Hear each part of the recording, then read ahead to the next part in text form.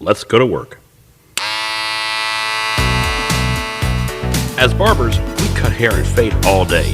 This podcast goes beyond the barber's chair and is about the rest of our story, positioning ourselves for success, avoiding costly mistakes, and continuing to grow and thrive as barbers for years to come. Join us as we look at the whole world of barbering and go beyond the barber's chair.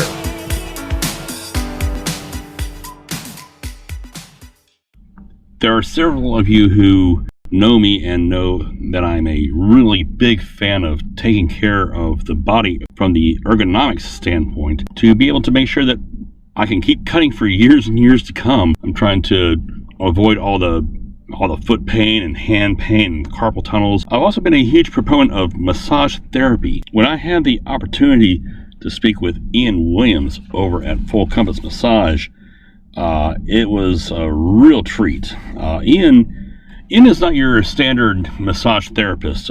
He is a Kinesio Orthopedic Postural massage therapist, which means that he actually works on the entire body to make sure that the structure of the body and the muscular structure actually all supports each other. He is an expert at seeing where pain comes from, the actual source of the pain that's in the body. If there's a spot that's hurting, he's an expert at finding out where that is actually coming from. During the conversation, we talked about that. It's not where the pain is, it's what's causing that pain and where is it. We also had a chance to talk about what deep tissue massage is and is not. He talks about what it is when someone walks into his clinic, what it is that he does, the process that he takes, the approach, a very similar approach to what barbers take with our consultations. He goes into a very deep listening system where he learns more and more about the patient and their progressions, probably the best way to put it there. We also talk about a few other things, and drinking water and what that really does, and also talking about the main thing he sees in barbers when they come into his room. So I'm going to stop talking here, and we'll just go straight to the interview. Well, Ian, thank you for your time. Appreciate you being able to join me here today. I've been looking forward to talking to you for a little while here about this. I'm happy to be here, man. So, Ian, you're with Full Compass Massage. Tell me about what it is you do. I mean, people hear massage therapy and they minds go all over the darn place. What is it that you do? What do you specifically do? So when people ask me, typically I tell them that I'm a Kinesio Orthopedic Postural Massage Therapist. And the reason why I'm so specific is because, well, one, I can get that look on their face, but also they can get a better understanding of what I provide as a massage therapist. So it's not a simple fluff and buff or anything like that. There's a lot of work that's involved with not just me, but it's a co-op. So it's me and the client working together to help them achieve their goals. Kinesio, can you repeat that and break that down, or what does that mean? Yeah. So it's Kinesio Orthopedic Postural Massage Therapist, and the Kinesio piece is basically it's the movement of the body. We want to see how you move your body, where you're holding tension. What is normal to you may not actually be your comfort. It may not be your full range of motion. So we want to see what that looks like in accordance to what your body allows and what you feel. The orthopedic piece is basically muscle testing. We want to see how strong your muscles are. You could be weak in certain areas versus not. And we want to get your body into a neutral posture. So we want you to be able to feel comfortable whatever you're doing, playing sports, barber, cutting hair. We want you to make sure that your posture isn't something that's interfering with the way you do your job or live your life. So this is it is massage therapy, or almost like a personal training type session. Would I be wrong on that, or? I have been compared to PTs, chiropractors. I do have to be very clear to people that it is a massage therapy, but there's just more client involvement. So it's not just me working through a muscle, it's us together trying to get you to connect back to that muscle. Can you describe what you mean by that? So yeah, when you're on a table, so before we even get on the table, we do a 3-part assessment. And the first two are done while we're in the separate room. You're just standing there fully clothed. We're just talking, and I see how your range of motion and how your body moves.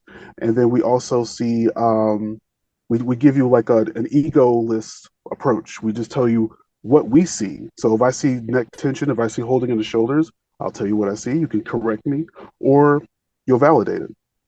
No matter what no matter what I see, we always validate what the client tells us. So if you're coming in for sciatic issues, you feel back pain, we're not going to just ignore that. We're going to take that into consideration to what we see, and it's going to be connecting the dots. And so when you get on the table, we do a wave-like assessment, which basically means we want to see what's connecting, what's not connecting. So if there's like a flow from your ankle all the way to the top of your head, beautiful. That's awesome. We know what kind of work we're going to do for that session.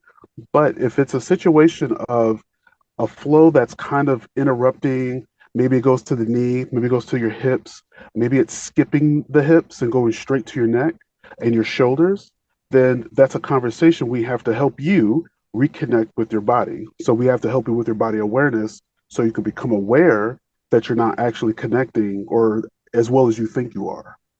If that makes sense. Kinda. Hey, let's assume I don't understand that, and Okay. you're going to explain that to say like a third grader. What would you tell them? Okay. So basically, the way it works, we go really, really slow, and we make sure that wherever we are approaching, however we're touching, um, that the client is able to register that we are working in that area. So if you come in for neck pain, if your neck hurts, we're going to let you know. We are going to help you with that, but we think the issue is actually coming from somewhere unrelated to your neck, meaning it could be your hip, it could be your ankles, it could be some other place that's causing you stress, but you're feeling pain somewhere else. So it's like a ripple effect. It's like if you threw a rock in a river, there's a big ripple, right? Or a lake, more so. So you throw it in the lake, and there's this big ripple, and then you're like, oh, okay, so I see what happens when that rock impacts the water. It causes this infinite ripple continuously. For us as massage therapists, we see it in reverse. We want to know who threw the rock, and we want to know where the rock landed. So then we can properly assess how we can properly help you going forward. Okay. Would this be similar to like someone has twisted an ankle and then the other side is just overcompensating? Would that be anywhere along that line or? So that's a piece of it, yeah. So there's a lot of things that causes tension and stress. So on the physical piece, if you were to fall and you roll your ankle a lot, now that ankle is traumatized and it's weak. So you're going to feel nervous about putting weight on that ankle, or you're going to be nervous about walking in certain areas because you're like, oh, I roll my ankle a lot, so I want to be careful. To mitigate that, your body's going to compensate for the other side. So you start putting extra weight on the extra foot, the ankle, et cetera, but you're not actually doing anything in between to strengthen and overcome that trauma, that physical trauma. Mhm. So what we want to help with that is it's okay to put weight on that ankle. It's okay to acknowledge that you're scared to move forward, but don't put all that weight on the other guy. So you want to have balance. You want to create balance within yourself. So what we do with that piece after we finish a session, we and sometimes during a session, we're explaining to the client that what's happening on a deeper level is the education piece. We want to help them like, hey, I want you to know these are the things you can do at home. These are the things you can do at work. And you don't have to put pressure on yourself. You can just simply say, I have 5 seconds to move my ankle. I have I have 2 minutes to do some stretches. It doesn't have to be ankle specific, but you know what I mean. Mhm. And so when you do that, it's a lot easier when it takes that stress off people's minds that they have to constantly keep going. When really sometimes rest is the best recovery, and going slow is even better. So what I'm gathering from from our conversation is that as a massage therapist or a kinesio I'm gonna mess that kinesio Can you occupational therapist. Kinesio Orthopedic Postural Massage Therapist. That. Yeah. Love it. As that, you're not the Yes. guy people are going to go in there and say, "Hey, I need to relax and just let my mind explore for a while." I'm getting the idea this is a lot more like a deep tissue type working going on. So you're right, and then you're kind of wrong. Okay. So sometimes everyone has a different expectation and everyone has a different experience because every body is different. So if you come in and you're like, I just want to like let my mind wander and let it go wherever it wants to go, I'm gonna say that's fine. Let it do that. But what's gonna happen is I'm gonna give you an anchor because if something comes up, I'm going to let you know, let it come out. It could be a random memory. It could be some guy at work. It could be you remembered you have to go pick up spinach after the session. Those are still important for the session because it's now allowing you to come back to be present and it makes you more aware of what's going on within your body.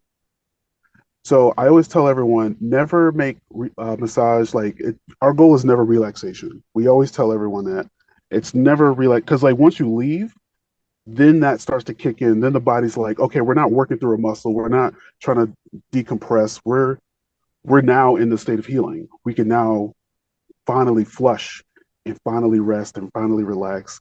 I want to drink a whole bunch of water, eat something light, and pass out for the rest of the night. That's what we love to hear. Gotcha. So yeah, so we want to keep it simple. So whatever your goals are when you come in, we're gonna cater to that. I remember a massage which I had done. Well, this is a couple of years ago. They Hmm. had noticed some tension in my shoulders and recommended I go do a full on deep body massage. And I said, sure, well, we'll go and do this. And next thing I knew, the next time I came in, it's this big, all 6.5 foot tall, big guy named Tony, who just pushed so hard everywhere. He was finding places that I didn't know I had places. There you It, go. it was nuts. Now is that actual therapeutic deep tissue massage type stuff, or is that what someone expects for that? So that's a great question because what ends up happening is there's that stigma of big guy, strong guy, he's going to hurt me dynamic. In fact, I had a client who recently came in who's I've seen several times, but she went through some surgery and she wanted to make sure that she wasn't coming in too soon. And so I reassured her as like if you're working out, you're doing your exercises, we can definitely help with your recovery period. But just note that if I'm the one who's not showing control and restraint, then that means I'm not present. If I'm just pushing really hard on something because you're like, my back hurts, and I just start digging deep, well, I'm not really paying attention to you wincing and you showing that you're in pain versus like actually being able to let go. We don't push for the concept of pain because it reverts everything we just did, right? You're not going to be able to let go of that muscle. It's the pain may actually escalate. It could also cause triggers, like future triggers. So, like if you were to get massaged by somebody else, it can also cause the potential, trigger of being triggered by another massage therapist, which is unfortunate. So then you won't be able to get work like that. You won't be able to get body work as a whole. So when someone's doing that, I always say check in with the client, make sure they're good, ask them, is the pressure okay?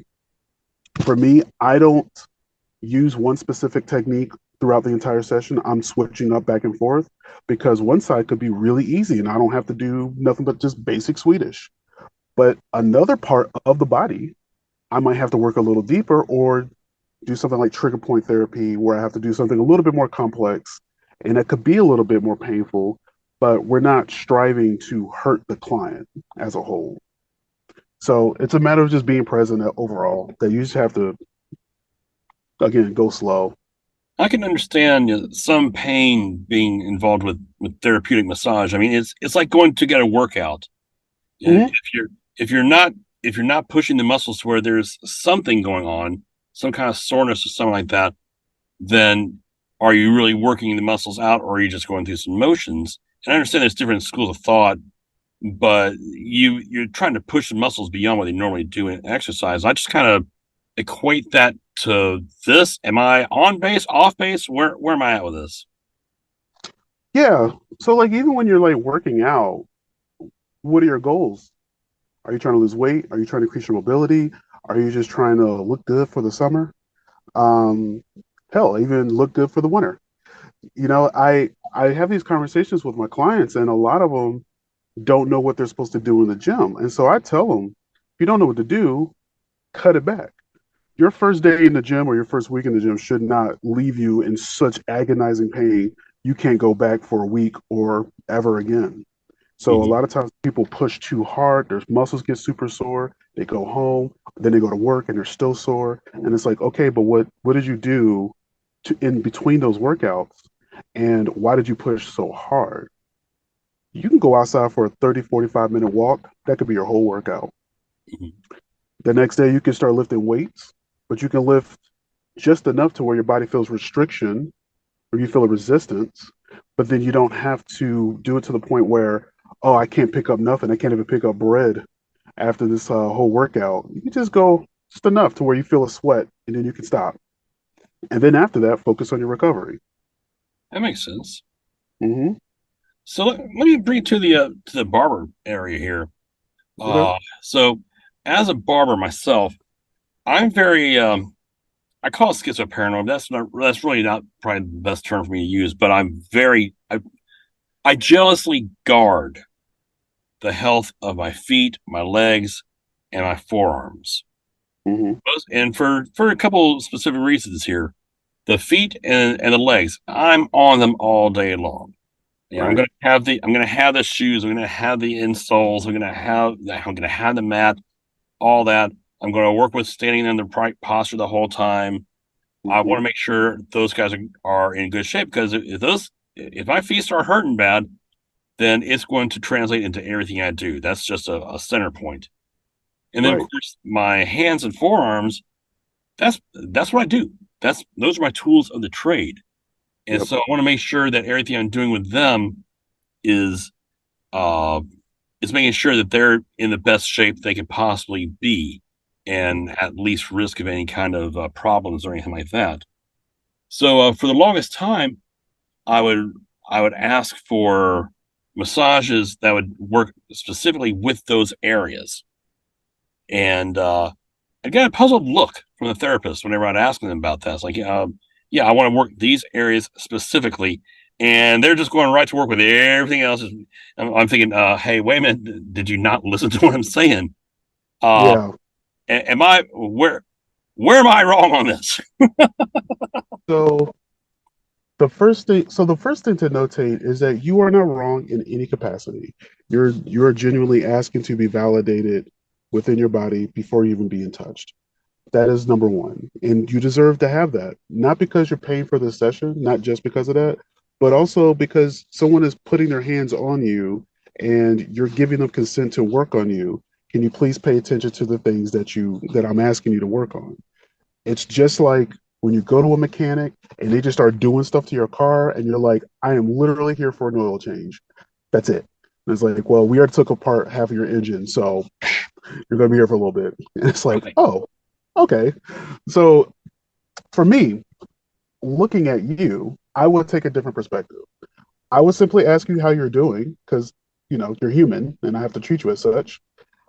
And then you would tell me, I'm sure you would go through however you would answer that question in the session. And then focusing on those very specific areas, I'm going to tell you that working on the forearms and the feet and the ankles are important, but the areas connecting to those areas where you don't feel the pain is where all the compensation is coming from. So again, there's the education piece. It's a continuous thing that's constantly happening. I'm not going to just ignore you or dismiss you. I want you to know you're not crazy, and what you're feeling is catering to that thing that you don't feel. So everything you're feeling in your forearms is coming up into the shoulders and neck. Everything you're feeling in your ankles and your feet are coming into the hips and knees.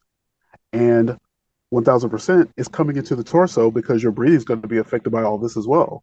Because you're constantly having to move, constantly having to make sure everybody else is good. You have to double check with yourself. in between your clients and sometimes during that time frame. So again, you have to be present.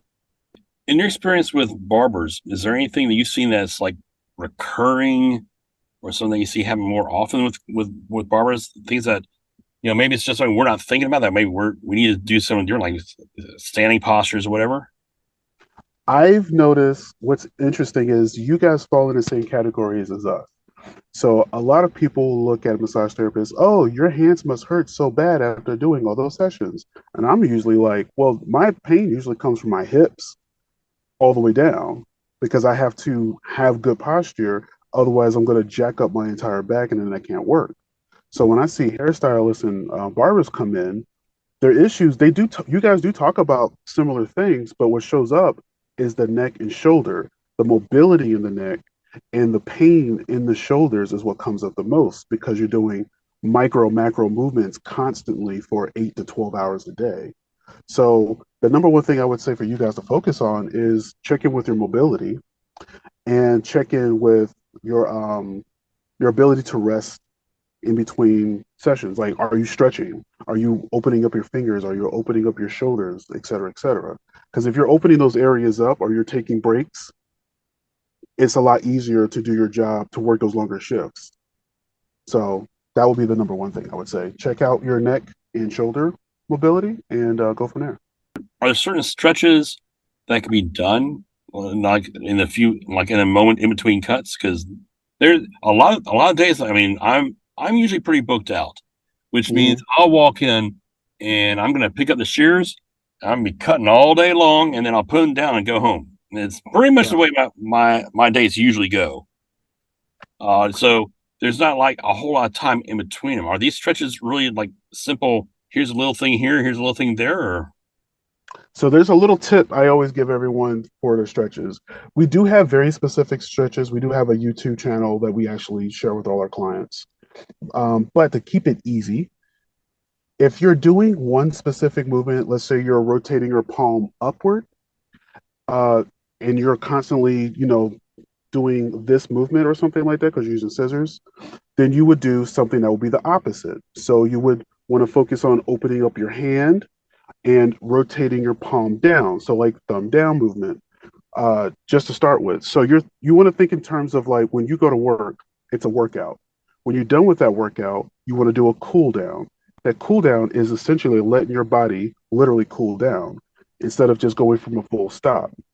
Anything we use in our kitchen, outside, they heat up. And when we get done using them, we have to let them cool down because then it burns out, right? mm-hmm. So when you finish your long day, give yourself that time frame to decompress, to cool down, to come out of it by doing the opposite movement of whatever you were doing for that day. So if you haven't really been moving your hips much, that's okay. Take your time, do some hip rotations, do a little hula hooping, right? And Mm-hmm. then do it in both directions. And then allow yourself to like, okay, now I can feel my hips again. Always do your stretches with from the easiest to the most difficult. So if it's really hard to do any particular movement, don't start there. Start with whatever's the easiest, hold for at least 30 seconds, and then switch to the opposite side. Fully come out of your stretch and let your body kind of relax before you start the next one. Okay. And these are the simplest things, and it can only take you like 5 minutes. It could take you 15, 20 minutes. It's all up to you. But when you're done with a work day and you're like, yeah, I'm just trying to go home, that's totally fine too. So when you get out of the shower and then you're like decompressing to go to bed, then allow yourself to do some light breathing exercises so you can come back, go to sleep, wake up, feel refreshed. Nice. Yeah, Very, very, very nice. yeah. So walk me through something. So a barber comes in hmm to, to your clinic, hmm and it's their first visit. What should they expect the first time they come through? Well, we always tell everyone to show up at least 5 to 10 minutes early because the assessment can take a little longer. You might have some more questions involved. Always tell everyone to drink water before and after because you're going to get dehydrated regardless. Like whatever's happening, you're going to get dehydrated. And expect to feel some soreness afterwards as well. So that includes the water piece. Um, don't freak out if like you feel like really fatigued the next day or a couple days afterwards, because that's very normal. Because a lot of times I get people who work jobs that are really fast, so for them to come in, they have to like have at least 24 hours before they can go back in to do their job or live their lives. Mhm. Um, that's basically it. But you just want to give yourself space to really get the full benefit of our sessions. So you never want to rush in there. Don't try to show up at like the 1 o'clock when you could just be there at like 12:50. I want you to get the full benefit of everything that we're providing. Kind of ease in, ease out, kind of like what you talked about before with the Mhm. stretches. Yep. Start and just kind of ease into it. Yep. Yeah, the drinking water part. Yeah, we all hear drink water, drinking water, drinking water, but you Hmm. deal with this stuff on a day-to-day basis. So, Yeah. as somebody deals with bodies, how does drinking water help out? So water is one of the most essential things as human beings. We need it to live. And we have a weird society where people don't truly understand that for a multitude of reasons because we're used to fast and quick, right?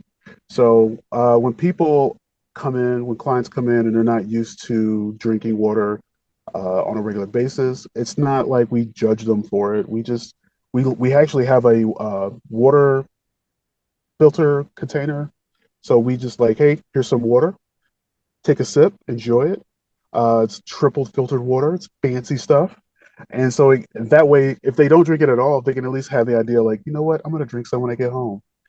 And that's actually another thing we do. I like to tell people what I recently started doing was tell them bring in a bottle of water. Like if you have a bottle already, that's going to be your constant reminder to like, you know what, I'm going to take a sip.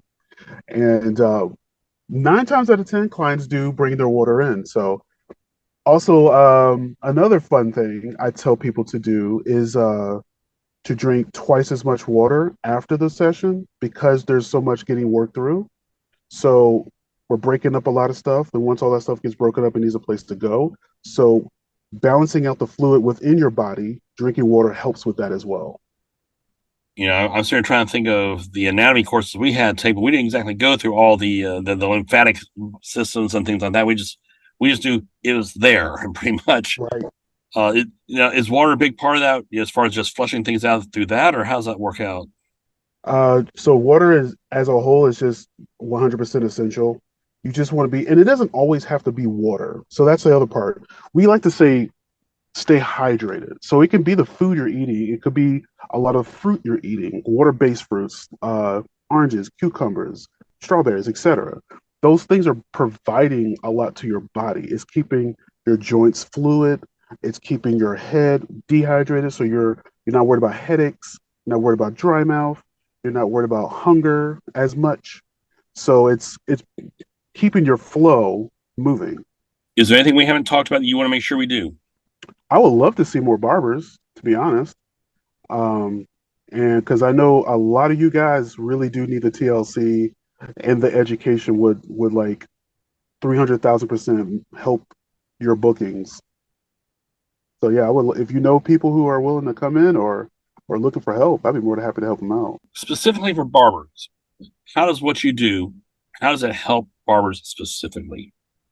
Barbers, like many people I work with, you're coming from a job of service. So people who come from a job of service typically don't know how to take care of themselves, which is kind of ironic. I would simply show them the bare minimum stuff, like what we were talking about today. The things that you are holding on to, the pain that you're feeling is something you don't have to have. So just reminding them, like, you don't have to have tight forearms to push through it just so you can get through that next check.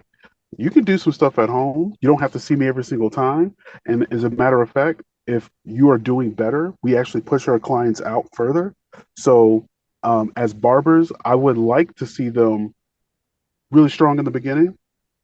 And then as things progress and as they get better, they will have to see me less. And then they can cut more hair and they can feel more free and feel more comfortable in their bodies.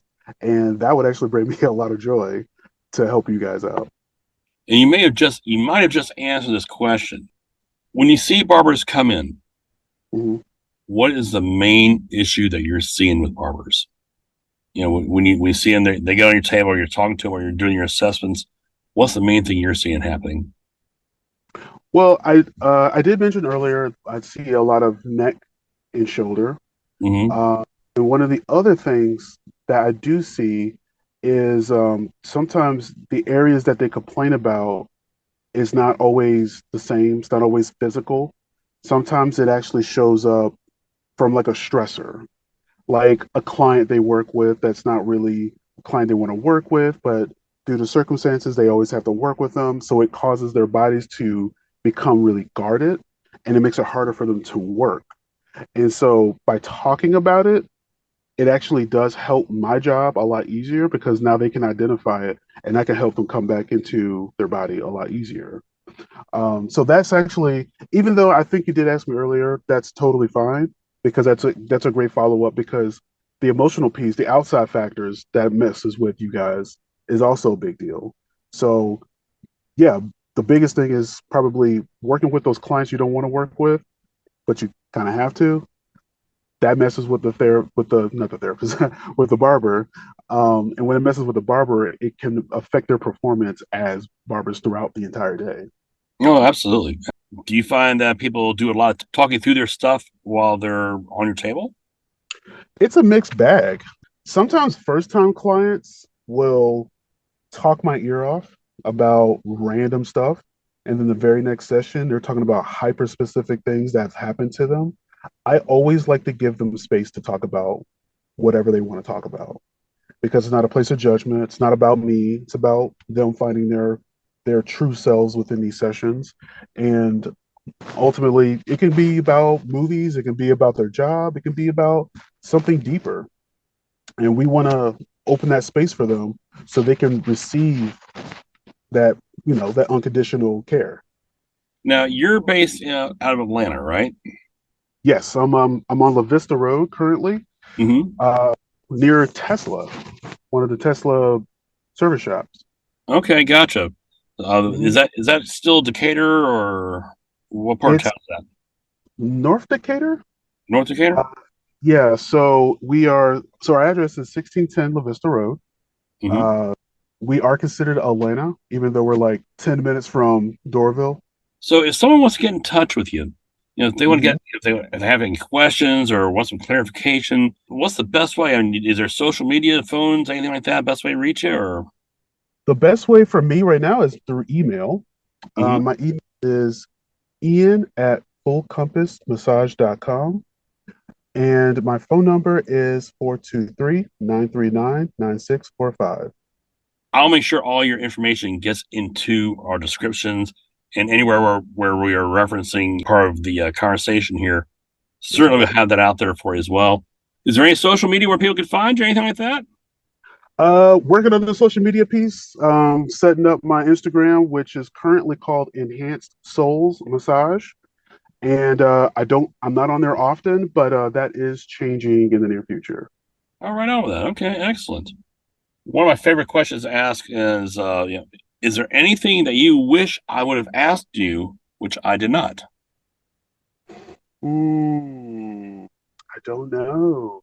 I mean, you asked me some good questions, and they were all really respectful, and I like that you came from the perspective of like, I don't know, tell me more, because like it makes me think a little bit more about my answer and be like, oh, this answer is not really a good one. Let me expand on that. But like I actually really I thought you asked great questions. I really appreciate it. Absolutely.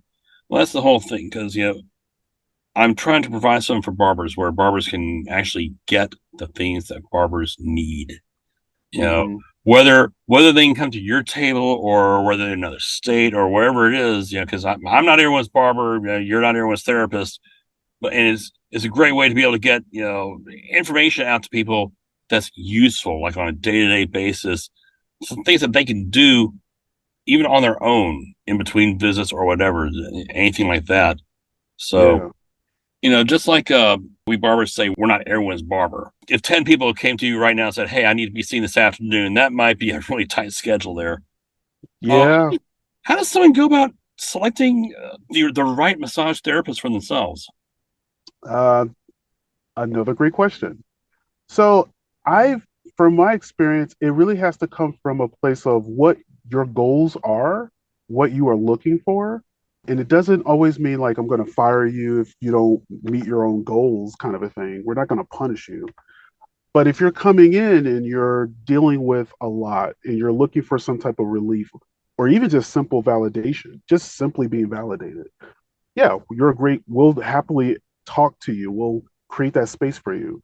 But there are some clients who just want to get the work and they don't care about anything else. It gets tricky sometimes, right? So I have one client who obviously will remain nameless. She has a situation with her shoulder, and it's like bone on bone situation. She gets shots. She gets this whole treatment done, and I asked her, "Well, what are your goals? What are you trying to get done?" She's like, "I'm just trying to hold out for a few more years so I can get retired." And I was like, "Okay." There's literally nothing else I can say to that. And I'm Mm-hmm. like, so I just, I have to take into consideration this is what their boundaries are, and I will respect those boundaries. But if I feel like it's going to, I wouldn't say hamper, like basically, like if it starts to harm me in some way, like energetically, then I will have to cut ties with that client. They're Sure. constantly making complaints, but they're not actually doing the work or any kind of work to help themselves. Then I'm like, hey, we're not a good fit for each other, Sure. and that's totally fine. We're always respectful of the client's space. Again, I didn't attack this woman and say, well, that's a really stupid decision because we're not, because that's my ego. Who cares about my ego in this conversation, right? So You yeah, when people do tell you their goals, what kind of goals are they telling you? Because goals is one of those ambiguous terms. So what are they telling you? it's very ambiguous and the goals get ambiguous. One guy showed up first session. He's like, I want to do the splits, and I said, okay. What motivated this? He's like, I've never been able to do that before. Okay, there's a lot of steps here. Can you touch your toes? Nah. All right, cool. So let's just start there. So so as we were working through that session, I was just telling them there's a lot of stuff that goes into stretching and exercise and reaching that goal. So like have micro goals. Micro macro is the thing you want to pay attention to. The end game you want to do splits. Perfect. There's nothing wrong with that. So what are you going to do to get there? Here's some steps. Here's some easy steps. You can't overstretch. That's not your problem. Focus on how far can you, where is your mobility? Where's the limit of your range of motion? And these were things he never thought to ask himself before. So he started to, I was like, oh wow, I never thought of it like that. It's like, I don't know. I was like, well, what workouts are you doing now? I'm just doing yoga. Okay, that's one element.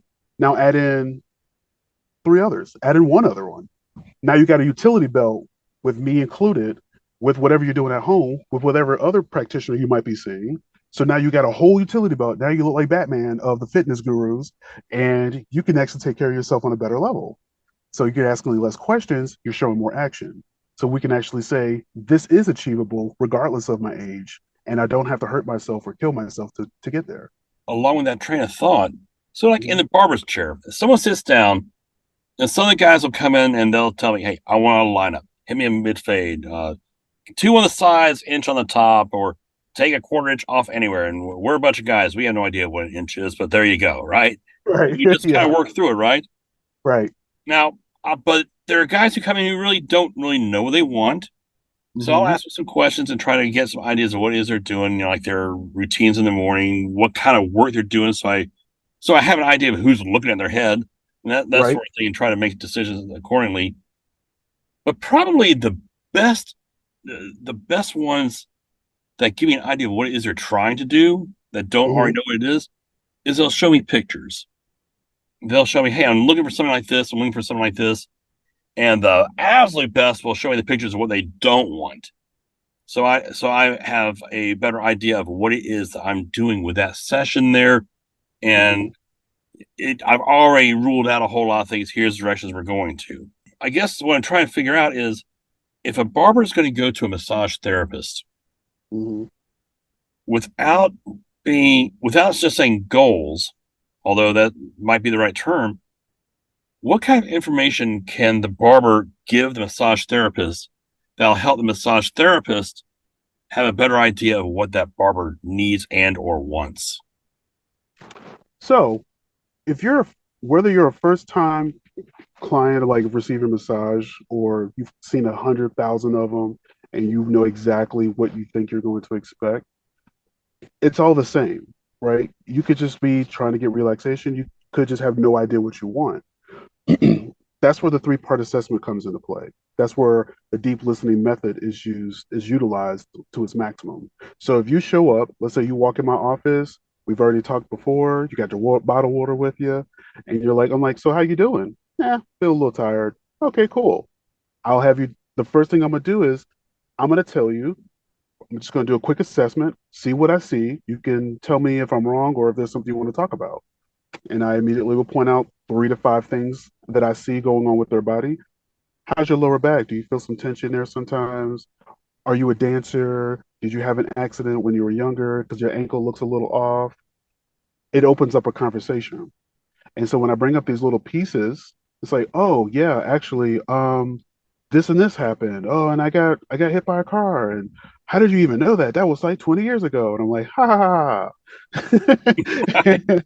It's like, well, the body is braille. I just learned how to read it. So, and so we go through the muscle testing, we do the rest of the stuff, and then more conversation comes up. So sometimes they might get a goal of just like, hey, I really would love to be able to turn my head all the way to the left without feeling pain.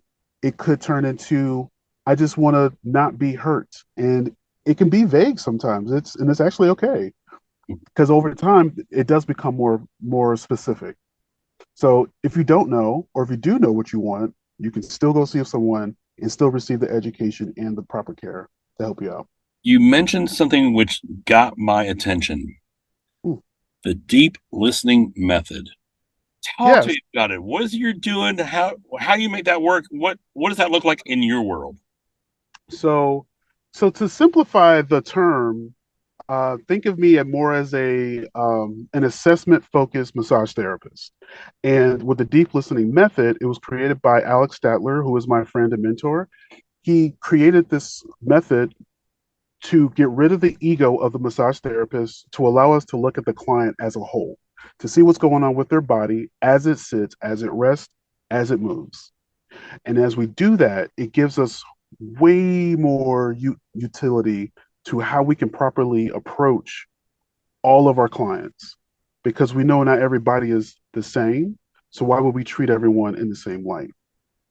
We get rid of our ego. It's not about us anymore. The second you walk in the room, in fact, the second the session is booked and you are approaching our office, we have immediately gotten rid of our ego. Whatever happens during our day, whatever, doesn't matter. David comes in, David has 100% of my attention even before he shows up. And when you get there, hey man, I'm not doing so good. Yeah, I can see you got some neck and tension stuff. Do you want to talk about it? Not really. Cool. We go through the session. We do their whole 3-part assessment piece. As we're progressing, you might open up. You might just fall asleep, which is still the greatest compliment to a massage therapist. And if any of these things happen, we know that you're getting better. We know not everybody's going to get cured on the first session because we're not doctors. We're not blessing people or anything like that. But we are helping people. And over time, if you were to come in, the first 3 sessions were like 2 or 3 weeks apart, and you start showing improvement, I'm going to ask you, how do you feel? You're going to have a different response from the first session. And so as we keep moving, I'm going to keep pushing you out further and further. And then once you get to session 5 or 6, yeah, I'll see you once a month. I'll see you once a quarter. Something comes up, you just let me know, man. Because it's about you. It's us working together, and you're not alone, but it's still about you. There's a lot that barbers can take from that. Yeah. I'll tell you what, Ian, it strikes me, every time I talk to people about their industries, it's amazing just how much. I mean, we can literally talk all day about this kind of stuff. It's amazing. I want to thank you again for your time, and I'd love to have you on here again sometime real soon here. There's a lot of folks in the barbering industry who haven't even thought about massage therapy. Is heck, there's a lot of folks who think that Converse All Stars are the right shoes to be cutting in. So there you go. I mean, I'm not There you judging. go. I just know they're not very comfortable on me. I know that much. So, Yeah, I hear that. right. But I want to thank you for your time. And thank you very much for your time for coming out. It was absolutely great seeing you again, and looking Yeah, forward to having you on again sometime here in the future. yeah, man. I appreciate you, and thank you so much for the invite. All right, we'll talk to you soon. All right, man. That's it for today's episode of Beyond the Barber's Chair. I put links for my guests and for anything we discussed in the description. I hope you got something great and that it helps you as a barber and in life. If you like the podcast, I hope that you will tell a friend about it and subscribe so that you don't miss any upcoming shows. I'll see you next time as we go beyond the barber's chair.